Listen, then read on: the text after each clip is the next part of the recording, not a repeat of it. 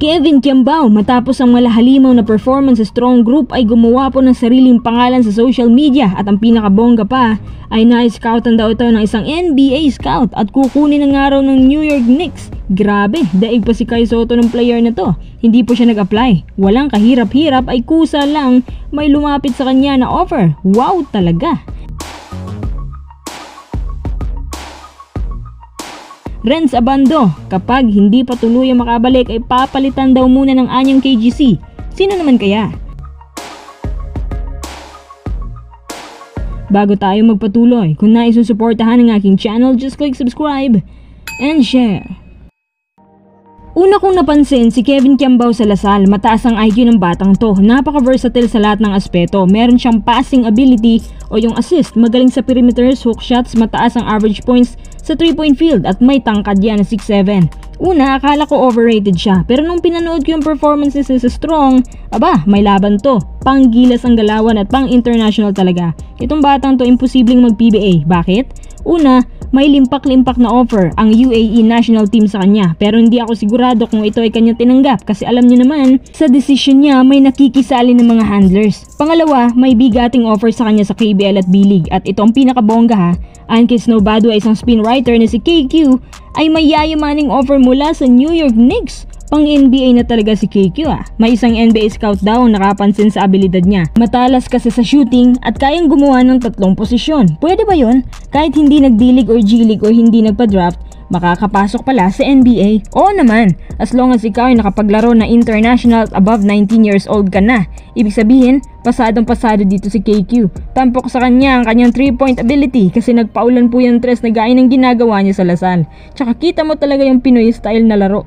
Sana, mas dumami pa yung mga ganitong players na Pinoy. Napansin ko ngayon na mas nagiging matunog na yung mga Filipino players overseas at bad sign po ito sa PBA. Imbes na dapat maging matunog ang PBA dahil napakaraming Pinoy players na sana pwedeng sumali sa ligang yan. Pero ang nangyari, dahil malaki ang pagkakaiba ng mga liga sa labas at ang gaganda pa ng mga offers nila. Kung ako kay KQ, kung totoo yung New York Knicks, patapusin na lang muna yung Strong tapos grab na yung opportunity na yan.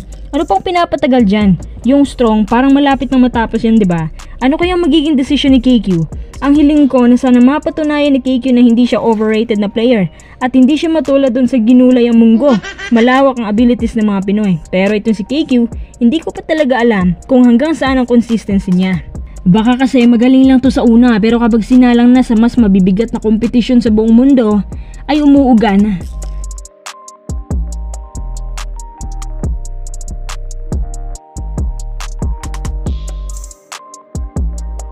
Tara, next update tayo. May sinabi po ang isang insider ng anyang KGC na mukhang papalitan nga raw muna si Renz Abando. Huwag kayong mag-alala dahil temporary lang naman po ito. As long as hindi pa kaya ni Renz, may magsasub talaga sa kanya kasi ang anyang may pinangangalagaan na standings lalo na ngayon na medyo nasa ika-6 na spot ata sila. Si Renz po ay nakuna ng interview nung sa kasagsagan ng EASL at sinabi po nito na hindi pa niya alam kung kailan ang klarong time frame. May nakapagsabi sa amin na ngayong Pebrero daw siya makakabalik. May nakapagsabi din sa amin na 6 months pa raw mula sa iba't ibang sources pero mismo si Renz hindi makasagot kasi nga naghihintay pa rin siya ng clearance mula sa kanyang doktor kung kailan. Base din sa kondisyon niya, mukhang kaya naman daw niya maglaro pero kapag natagalan siya, papalitan muna siya ng anyang. Sino naman kaya? In searching po ang anyang ngayon mga kuis at naghahanap din sila mula sa PBA or kahit sa collegiate leagues dito sa Pinas. Sayang nga naunahan pa sila kay Kevin. Sino kaya ang maswerteng kapalitan ni Renz? Ang kanilang gusto ay yung athletic at shooter. Kahit payat pa yan basta't athletic at higit sa lahat, hindi injury prone na fresh legs. Mahilig sa mga young talents ang anyang. Tsaka bukod nga pala sa mga Pinoy, open din silang manguha mula sa mga karatig bansa, pati din sa NBL. Hindi pwede na bumaba ang grade ng team na to dahil lang sa wala si Renz. Kapansin-pansin rin kasi nawalan din ng fanbase ang anyang nung hindi na nakapaglaro si Renz. Tsaka itong coach din nila na kinukuyog ng mga fans kasi lagi daw pinapalabas si Renz gayong mainit na sana siya sa court. Pinaliwanag naman ng coach na sumusunod lang siya sa system at tamang rotation. Ulitin ko po, kung matatagalan pa si Renz, papalitan po muna siya. Pero kung kaya na niya ngayong Pebrero, hindi na maghahanap ang anyang KGC. Ngayong buwan, malalaman natin ang totoong estado niya.